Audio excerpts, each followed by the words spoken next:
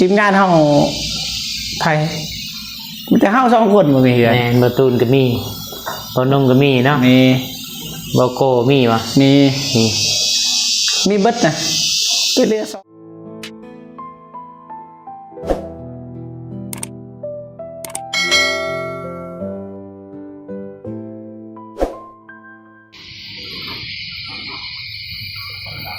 โอเคพี่น้องเปิดภาพมาเนาะ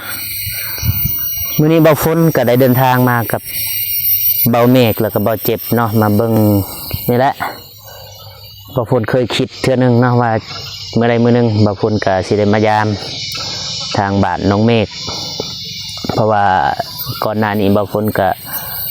บ่มีโอกาสแล้วก็บ่มีเวลาเนาะพี่น้องเนาะก็บ่ได้มาหาทางน้องเพิ่นแล้วก็บ่ได้มาอัปเดตทางนี่แหละบ้านน้องเมฆเนาะถือว่าทีมงานสายบุญเราแต่เฮาทุกคนน่าจะเคยมาแล้วพี่น้องแต่ว่าเบาฝนยังถือว่ามื้อนี้ก็เป็นมื้อดีเนาะที่เบาฝนได้มาถือว่ามื้อดีของเบาฝนแล้วก็เป็นมื้อแรกและครั้งแรกของเบาฝนเนาะที่ว่าได้มาอัปเดตบ้านน้องเมฆเนาะพี่น้องเนาะโอเคพี่น้องไปจะได้เดี๋ยวเบาฝนก็สิไปหาเนาะก่อนสิเข้าไปหาก็กราบทักทายสบายดีเด้อสวัสดีพ่อแม่พี่น้องวัดสุขุสุขคนบ่ว่าอยู่ภายในแล้วก็ต่างประเทศเนาะก็ยินดีต้อนรับเข้าสู่2เบาฝนเราไต่เนาะพี่น้องเนาะโอเคไปจะได้เบาฝนก็สิย่างเข้าไปเนาะพี่น้องเนาะไปจะได้ไปเบิ่งไปชมกันเนาะพี่น้องเนาะไปพี่น้องเปิดภาพมาเนาะนกยูงแม่นบ่นกยูงบ่แม่นเนาะบ่ฮู้คือกันบรรยากาศเนาะบ้านน้องเมฆก็ประมาณนี้พี่น้องหน้าทาง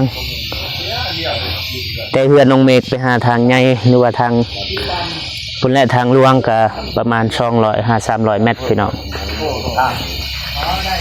ป้าโทพี่น้องบ้านน้องเมฆเป็นบ้านในฝันเนาะในหลายคนเนาะโดยเฉพาะก็เบาฝนนำแต่ว่า3 สิได้เนาะพี่น้องในชีวิตนี้จักสิคิดเลยป้าโทสบายดีเด้อบ่เจ็บสบายดีเด้อสบายดีน้องเมฆสบายดีผู้นี้บ่อันนี้พ่ออันนี้บ่ผู้ขับเมางานโบคือว่าลังใหญ่เติบเลยบางคนก็5ก็มาเห็นครั้งแรกมาเห็นแล้วก็ได้มาเบิ่งบ้านน้องเมฆเนาะพี่น้องเนาะสุดยอดแล้วซำนี้ความฝันเจ้าทำนี่บ่จะเฮ็ดทำนี่คือกันไม่ลืมหน่อยก็อยากได้แล้วซำนี้ฮักคือบ่ส่งนะเบิ่งก็ได้บ่มีงานที่จริงเฮาก็อยากได้แบบนี้คือกันใหญ่ซำนี้แหละแต่ว่าเห็นอันนี้จ่ายเงินขอเลยวะขอทอยเลยก็ยากเลยว่าอันนี้เปลี่ยนนะค่าสร้างไปเห็นแล้วจ่ายเงินก็คอยสิลมสิตายแทนแล้วได้เป็น10 เทื่อเนาะจ่ายบ่แล้วของน้ำ3 เทื่อยาละคือว่าทางนอกนี่มันทางอ้ายระบบเบิดบ่แม่นรับผิดชอบคือว่าโอเคเรื่องงานโบกมัน2 ทางทั้งในทางนึงทั้งหมอกทางนึงทั้งทางทั้งหมอกทางหลังนี่จักแมทน้องเมฆนี่บ้านว่า10 คูณ 11คูณ11เนาะแม่นถือว่ายังหลายขั้นตอนอยู่นะที่ว่ายังบ่ทันแล้วยังลายอยู่แล้วล่ะเหี้ยเพิ่นนี่มีแต่หนักๆเนาะหนักอยู่นักบัดสุดท้ายนี่ก็ถือว่าลงโตเลยแล้วบัดนี้จักโบกเพดานยังกะโลยังพื้นเนาะรอบเพดานตัวปฏิแล้วก็บัวคือว่าเฮ็ดรอบนี้ก็มันเฮ็ดอีกอ่ะเบานะเบาแล้วบัดนี้แล้วแต่ละ2หน้าต่างกันกับบันไดเฮ็ดเลยเจ้าหน้าเจ้าแฮปปี้หน้าต่างที่ลุ่มลงอนามัยแต่ตอกนี่เฮ็ดมันแฝงไปโอเคพี่น้องเดี๋ยวเบาฝนสิไปอัปเดตให้พ่อแม่พี่น้องได้เบิ่งข้างในเด้อไปก่อนอัปเดตเฮือนล่ะนี่มันแง่เฮือนเลยเขาบ่คักนะพูดนี่บ่วันนี้บ่คือว่างานโบกนี่โอเคเลยท่านสุดยอดแน่นละเอียด แต่งตีอันนี้บ่แม่นเงี่ยเขาแต่งตี แต่ง บ่เจ็บเด้คือว่าได้ยินข่าวอยู่ โอ้ปล่อยทอเลย ฉันมีเงินบ่ทอดอกอันนี้บ่มีนะเฮาก็เลย คู่แล้วจ่ายเทละ50เทละ40 60ราคา80ได้ละ4-500ล้านเนาะบัดนี้ อันนี้ยังตีเพดานนอก50 ล้าน ทั้งนอก50ล้าน 50 ล้าน โอ้ใส่คานี่เนาะ นี่แหละนอกนะ ตีทางนอกเพดาน50ไหวปะเกือบแสน เกือบแสนบาท จะน้อยก็ตีเพดานในโอ้ ยังนักอีกทางไหนเนาะช่องทบมาจากทางใน ระดับร้อย ทางใน หลักร้อยเลยนะว้าว หลักร้อยเลยเพดาน แต่ว่ามันงาม นั่นเอาบ่เฮ็ดเฮือนงามบ่เฮ็ดเพดานมันก็บ่ได้เนาะ แม่กระเทินซ้ำนี่ก็มันเบิดเลยความงามเบิ่งตอนบ่เมฆถ่ายคือน้อย แม่นมาเบิ่งตัวจริงใหญ่ โอ้เบิ่งตัวจริงเพราะว่ามันสูงรู้สึกว่ามันน้อย เฮือนงามยังบ่พอเนาะมาเบิ่งกาแฟนี่ก็งามอีก กาแฟนี่ติดอันดับ1อ่ะนะสับบริษัท กำลังแตกยอด ครับยอดเลยงาม เมื่อใดได้เฮาบ่เจ็บเนาะเพื่อน โอ้โดน เห็นเพื่อนหมู่นี่บ่แม่นว่าอิจฉาเลยสั่นรู้สึกว่าแบบสั่นอยากได้อะนะหากเฮาบ่มีวาสนานะแบบบ่มีเงินนะบอกง่าย บางทีบ่เมฆเราใส่ปุ๋ยก็ไปกิน ๆฉีดยาติ ตาย ไปพาไปเบิ่งในบ่เจ็บหูเบิดแถวนี้บ่ฝนหากันมาครั้งแรกเนาะพี่น้อง มา เนาะ สิว่าฮู้ก็บ่ฮู้แต่ว่าเฮามาตลอดเลยนะ โธ่เฮือนน่าจะเป็นเฮือนครัวนะบ่นี่ อันนี้บ่แม่นเพื่อนครัวแต่ว่าเราอนาคตนี่เราสิเกาะมันนี่แหละ มีเงินก็ต่อเติมอีกเนาะ นะไป ย่างกายบ่ได้นะเห็นกาแฟนี่ย่างกายบ่ได้ ต้องได้ทาย ไอ้เตี้ยมันยังมึงยังไกลบ่ได้เลยต้องถ่ายนะ อันนั้นยังวะมันดึงดูดสายตา แต่ว่าเขาโบกงามได้ แม่นละเอียด เขาใช้อันนั้นเด้ยาแนวยัง มันเต้นเนี่ยวู โอ้มีจักบ่ จัก พาไปเบิ่งข้างในในบ่เจ็บ ห้องน้ำ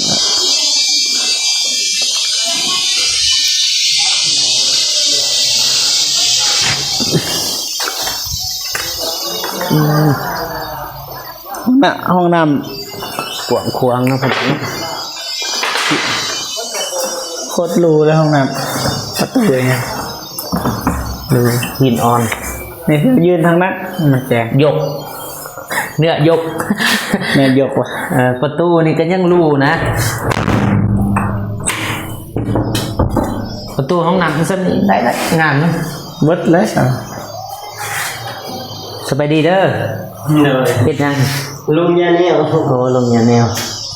มันเขาไปจับมันตอนนี้เนี่ยไฟใส่บริเวณ กระเทินเราเคยเห็นอยู่โรงแรมตัวอย่างวั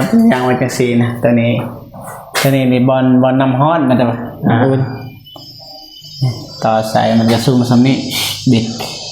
ที่จริงเราเคยเห็นกะโหลนะให้มันคัดกัน แบบ สีตาง โอ้แบบบอลนี่สีทางเนาะ นี่ซัมนี่นี่แต่ว่านี่ซัมนี่ สี สี ตา ตาง บอลฝักบัวมันเนาะ นะสีตางมันก็เห็นคือยุงแฮมบ้าตัวอันนี้บ่คือกันนี่ตัวกะโหลกันเมินเท่านั้น ตัวนี้มันกันอันนี้ กันลงเนาะตัวนี้สีขาวพด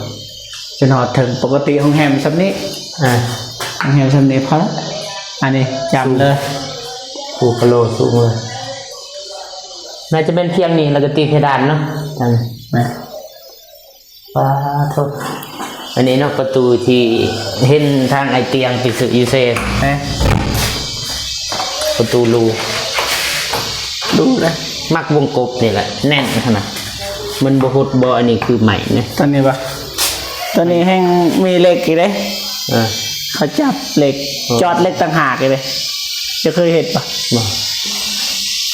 เหล็กนะมันจอดมันดึงเลยตัวนี้นี่ตัวนี้ก็ใส่ปูนเลยเด้แน่นเลยตัวนี้ สร้างปูกะโลนั่นนี่เนาะ นี่ดินี่แหละเหล็กนะนี่มันออกเลยนี่ รถมานี่บ่ แมนมันดึงเลยนะเขาจอดเลย โอเค นี่เพราะว่าตัวนี้นี่พิษพระเขากอหน่อยเดียวนะเขาบริกรใหญ่บริ บ่เจ็บพ่อหูอยู่บ่เบิดทั้งหมดทั้งมวลมูลค่าปัจจุบันนะว่ามันเบิดเท่าไหร่ ยังว่าทันขา มีแต่จะนำไปทานทางน้องเมฆเนาะน่าจะไล่เติบนะเป็นหลักแสนหมดโอ้บ่แม่น โอ้บอกเลยหลักแสนเท่าใดแสน เนาะถ้าได้แสนสิว่าหลักล้าน จะทามโมเมกกันนะละมาเด้ละมาแล้วทามเบิ้งว่าเบิดเท่าไรเลยนี่จะเบิ้งแต่นี่บรรทัดนี่ ต่างเนาะมันครับอันนี้บ่เคยเห็นจักเทื่อ โคตรรูเลยนี่ มันสะพอกสะพอกบ้าน เฉพาะมันเข้ากันแล้วเนาะมันดิบกับมัน เราจะคูณราคานี่ แล้วก็ที่ข้อทามน้องเมฆเนาะ ด้วย มูลค่าแบบในการสร้างบ้านปัจจุบันนี่นะมันเบิดเท่าไหร่ล่ะ รวมเบิดวะ แม่น สิ่งทุกอย่างประมาณ400กว่าบนเนี่ยจะไปเท่าไหร่ เกือบหลานนะ เกือบประมาณเกือบล้าน มัน นะ 700,000 800,000 บาท 7-8 ประมาณนี้ ยังหนักอยู่เลย อันนี้ก็บ่ทันแล้วยังมีแต่งานหนักๆเนาะ เลย พอท่อเลยถ้ามิดก็ว่าที่ซื้อเสาเสื้อนั่นเด้ นี่ก็ท่อว่ามันง่ายนะแต่ว่ามันได้มากขนาดนี้จะเช็ดจะได้ เขาจะมันยังได้เรือนเลยเรือนเก่าคนเอาแล้วสั่งกันถนอกกันนา ซ้ำแล้วนี่มันเป็นตื่นจังเนาะตื่นกีบ แม่ ไปดอกไปดานมีแต่งานหนัก นักยิ่งนัก ปูกะโลอีก แบบมันตัวใดมันติดตัวนี้ แต่ด้านนี้น่าจะหนักกว่าปูอันนี้เนาะคิดว่า โดย นี่ไง นักกว่าเลย อะไรก็ได้มาให้มันติด เช่นนั้นเลย ติด ล็อก อะไร เนาะ โอ้มีวิธีอยู่ มีวิธีแก้อยู่แล้วบ่ให้มันดันมานี่นะ เดมติดติดอันนี้หล่ออยู่ลุ่มเขาแล้ว ติดอยู่พี่ อ่ะ แบบต่อไปเด็กหน่อยนะเสียคุเลยเว้ย ชื่อเท่าไรเห็นประตูนี่ ฮะ ประตูนี่คือเท่าไหร่ 20,000ป้ายอยู่ บอกบ้านหนึ่งรวมทั้งวงกบประมาณ2 ล้านปลายหรือ3 ล้านปลายนี่ จักวงมันนี่ซื้อจักบาน 3,000ป้าย เมื่อนั้นซื้อปองนี่กับปองนั่นนะแล้วก็ปองใหญ่ปองห้องนอน2ปองพอดีอีก13 ล้าน ซื้ออีเซนะ เนาะ บ้านเฮาบ่มีทรายเท่ากัน นี่เป็นเลาะก็บ่เจ็บนะ เริ่มต้นตายไปลอกมานั่นโอ้บ่ไปลอกเฮ็ดไปด้านที่นอก50เมตรเอง อาทิตย์เลย ประมาณ50เมตร นี่ถามเองราคา ไอบิน ฮะ ไอบิน ให้ดี เรา บินไอหักบ่แม่ง คุณน่ะ คนที่ซอยเฮ็ดตรงนั้นนี่แต่ว่าเราก็ยังบ่อยากออกคลิปเป็นยังนะ เอาคุณเอง นี่เราซอยนั่นแหละเราทำ เราออกเงินคุณ คนเวียด เราก็ซอยดูกันเนาะ เราก็ออกแบบของน้องนั้นไอ้อะ แต่ว่าเราลงมือเฮ็ดบ่ได้เฮ็ดหรอก รอ เราหาคนงานบ่จ่ายคือ เย็นเราบ่อยากออกคลิปครับผมบ่อยากให้ถ่ายเต็มใจนะเต็มใจซอย ไปออกไปนอกไปหาเบิ่งข้างนอก บันนอนจะเห็นเนาะนี่ก็คือกันง่ายสำคัญห้องน้ ห้องน้ำบ่นี่ ำห้องน้ำคือกัน เพราะบนอาบเนาะ บ่ โอ้ทางอาบทางอันนี้เล ทั้ง ย อาบทั้งนั้นมีเบิดซอก ที่ย้ายไปทางใดบัดนี้แล้วแหละบ่อนนั้นบ่บ่อนเก่าเห็นบ่ พ่อคนอยู่ไส คอยดูว่าตะพื้นเป็นแล้วบ้าน ก็คือเคยเห็นหน้านี่คุณ บ้านยัง บ้านใช่สิเคยไป หมู่เฮานะสิฮู้อยู่ บ้านยังบ่ บ้านใช่สิ ใส่สี ใช่สิทา ว่าท่านฮอดตัวเมืองบ่ ฉันตุ๊กแกของสะพานและบ้านมันเลยไปอีกบ้าน โอ้ ตอนนี้ก็เมื่อกับแกหันเพื่อมาบ้านเขาอยู่ข้างกลาง โหเลยไปเลยเนาะ เออ มองเมื่อแข้งหารักเมื่อหารักระวังคอย มีแต่โทรถามหมูแล้วหมูคนอันตะปือ จักมื้อแล้วมาเฮ็ดเวียกอีก น้องติดป้าย 2 ทิศปลายหับเมาเนาะ เป็นตาน้ำเหลี่ยมน้ำสัง เนาะเรียมมัน ตาน้ำเหลี่ยมตาก็ได้ก็ไม่เป็นเหลี่ยม แม่ ประตู1 น่าจะเป็นห้องนอนเบาเมฆเนาะบ่นี่ แม่ทางนั้นก็ห้องไม่ซ่องห้องนะ บ่นี่เตียง อันนั้นนี่แหละเขาเฮ็ดคือกันนี่คืออยู่ต่างประเทศ เนาะ คนที่พัฒนานะบ้านเฮานี่เฮ็ดประตูแต่บอกกับซอง ปกตินี่อยู่ต่างประเทศเท่าไรประตูมันหลายหั้นนะ แม่น เขาเห็นตอนลมกับผู้ใหญ่อย่างเงี้ยเท่าไรมันหลายบ่คือทางบ้านเฮาก็สูงหั่น เอา น่ะ เฮาให้มันได้หลังคาก่อนก็ดีใจนะเขาได้มีกำลังใจนะ ข้อยตอนนั้นมีได้เฮาว่าสิซื้อเสาอหยังมากับบ่แม่กันนะบอกว่า เฮ็ดจะได้ให้ได้เฮือนคือเขา มาเห็นเฮือนแล้วอยากได้ได้บัดนี้ ลงทุนไปซื้อเลข ซื้อเลข อ่ะ ซื้อ ต่อ เอาถือเลข6โตจัดเลย เจ้าก็จะนายกาแฟมากมันก็เฮ็ดได้ ค่อยๆเฮ็ดเด้แต่ละปีเฮามีน้อยเฮาก็เฮ็ดแต่น้อยบ่เฮาบ่มีแต่สิเฮ็ดบัดเดียวมันก็บ่ได้เป็นบ่ทีมงานเฮาไผมีแต่เฮา2คนบ่มีเฮือน แม่นบ่ตูนก็มีบ่นงก็มีเนาะ มี บ่โกมีวะ มี นี่ มีเบิดนะตัวเหลือ2มีแต่2คนนี่แหละบ่มีเฮือนพี่น้องเอ้ย คือต้นนี่นะ ตรงนี้พูดจอกระจอบคอได้พี่น้องว่าหยอกเลยบ่เฮ็ดจักพี่น้องอีกหลายปีบางทีเสร็จผู้ใหญ่ก็เสร็จมาคือไอ้เคมีเพิ่นว่าซื้อเศร้าแล้วนะน้องเอ้ยมาตั้งมาเฮ็ดตอนเฮามีแฮงอะนะตอนนี้เครื่องมันสิแพงขึ้นเลย แม่นนับมือนับแพง ตอนว่าเจ้ามีจะซื้อไว้ก่อนขนาดเท่าน้อยเจ้าครบเจ้าก็เฮ็ดนะขอแต่แบบที่เจ้าซื้อมันโปรเสียเด้ถ้าไปซื้อพวกปูนนี่ยังมันจะแข็ง อร่อยสมองยัง อร่อย เมื่อยเนาะเห็นเฮือนแล้วเมื่อย ไปเบิ่งก็ยังเมื่อยเลย อยากได้ครับว่าจักสิเฮ็ดจะได้เนาะ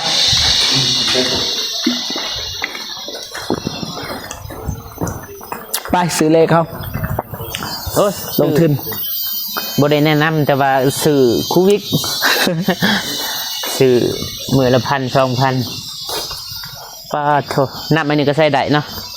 โอ้ใส่ได้เบิดนะครบเบิดเลยนะ ป้าทางล่างนี่จะงามเนาะ โอ้เบิดสำนีแล้ว ก็ได้ออกแบบเฮือน ฮะมีแบบ เนาะน้องเมฆเพิ่นเลือกเองบ่ แม่น แต่ว่าบ่ได้นะต้องได้ทายอีกเนาะพี่น้องป้าโธกาแฟบ่มีหญ้านี่ จากต้น ฮะ จากต้น จากต้น จะคิดว่า บัดมันแล้วนี่บ่จังหวะเด้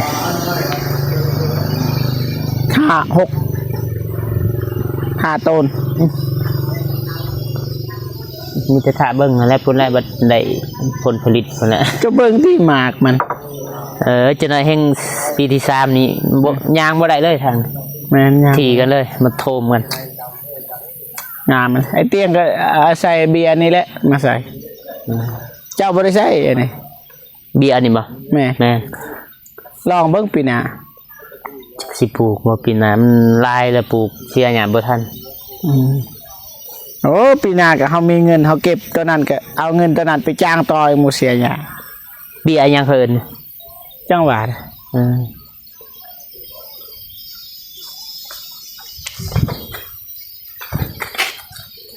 มันยาวอากาศนะ แม่นแขนมันยาวฮอด10 11ก็นับตัวมัน กำลังจนในปีที่3แห่งมันสิยาวกว่านี้ เบิ่งเด้อ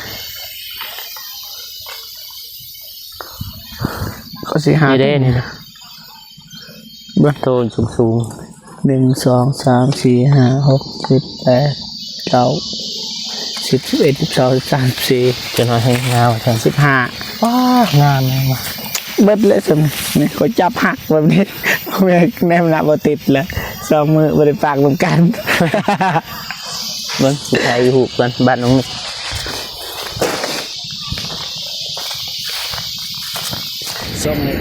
โอเคเนาะพี่น้องเนาะคือว่าเบาคนก็ได้ทายแล้วก็ได้อัปเดตให้พ่อแม่พี่น้องได้เบิ่งนะบ้านน้องเมฆเนาะจะยินดีกับน้องเมฆนำเนาะที่ว่าได้สิได้บ้านใหม่ถึงว่ายังบ่ทันแล้วแต่ก็พอได้มีกำลังใจเนาะพี่น้องเนาะงามแฮงพี่น้องป้าโทหาก็มาเห็นตัวจริงอยากได้เนาะแต่ก็เกาหัวก่อนโอเคพี่น้องมีแต่ว่าทางทีมงานเฮาก็ติดตามเนาะให้ FC ติดตามว่าทางทีมงานเฮาสิไปใช้ต่อบ่เจ็บมื้อนี้ ส่วนเตียงเขาได้ ไปเยี่ยมไปยามชวน แม่ ไอเตียงทอง เคย เนาะ เข้าไปแล้วปะ ยัง ไปท้าย แล้วก็ถ้าติดตามเนาะเบิ่งนำกันเบาฝนสิไปเยี่ยมยามทางสวนไอเตียงเพิ่นแม่นครั้งแรกของเบาฝนกับปลูกพร้อมกันแล้วกับสวนเบาฝนเนาะเพราะว่าในฤดูกาลเดียวหั่นแหละแต่ว่ามือกับบ่ตรงหรอกแต่ว่าเดือนเดียวประมาณนั้นนะพี่น้องโอเคพี่น้องก็หมดเบาฝนบกใจเนาะผู้ใหญ่ใจบุญที่ทุกท่านที่เขามาเบิ่งมาติดตามรับชมสองของเบาฝนแต่จนจบเนาะแล้วก็มาให้กำลังใจเบาฝนมาตลอดเนาะเบาฝนขออวยพรให้ผู้ใหญ่ใจบุญที่ทุกท่านจงอยู่เย็นเป็นสุขเด้อสุขกายสุขใจสุขภาพแข็งๆคนเจ็บบ่ให้ได้ความไข้บ่มีให้ร่ำให้รวยปรารถนาสิ่งใดขอให้ได้สิ่งนั้นเด้อสาธุโอเคเนาะมีแต่เบาฝนก็สิขอจบคลิปเพียงเท่านี้เนาะพอๆกันต่อไปสำหรับคลิปนี้เบาฝนแล้วก็ทีมงานขอตัวลาไปก่อนเบิ่งซะบ๊ายบาย